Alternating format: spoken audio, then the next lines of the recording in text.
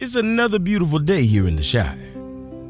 So let's head inside and see what Renee is up to in the kitchen. This glaze is a little secret that makes a big difference, and I'm about to show you how.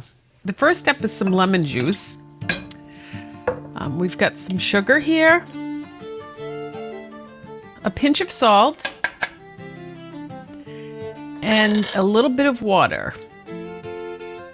And we're going to heat this up on a medium-low.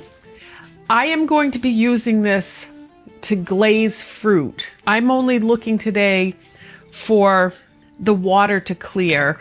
Right now it's cloudy because of the sugar, and I'm basically looking for this to get clear because I want just a light glaze to go over my berries so that they're shiny. You know how you go into a bakery and you see that shine on those fruit, and you don't want this to thicken up too much because it shows too much on the berries. There's a fine line here as to what we're looking for. So basically we're looking to kind of varnish those berries.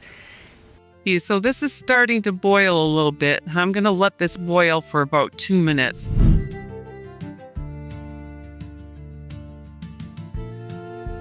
This is coming out and it's not. That is awesome. See how slowly that drip is running? That's just what you're looking for. As you can see, I've got some lemon pieces in there, but what you can do is just strain that out and then you won't have it in there and you don't even have to do anything else except dump it through. Okay, so I have some raspberries here. Always wash your berries. I washed these a little too late, so they're still a little wet, so I just put some on a paper towel and put the paper towel on and gently made sure that they were dry. And so we're going to take these raspberries, and you can do one of two ways. You can put these in and dip them, even by hand, and just let them, make sure they're not dripping when you put them on the whatever you're putting them on. And then the preferred way for me, because it uses less glaze, is that I just tap this on.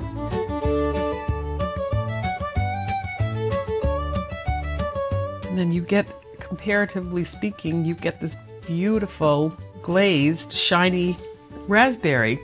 We've got more great videos for you to watch. So, until next time. Ta-da! Thank you.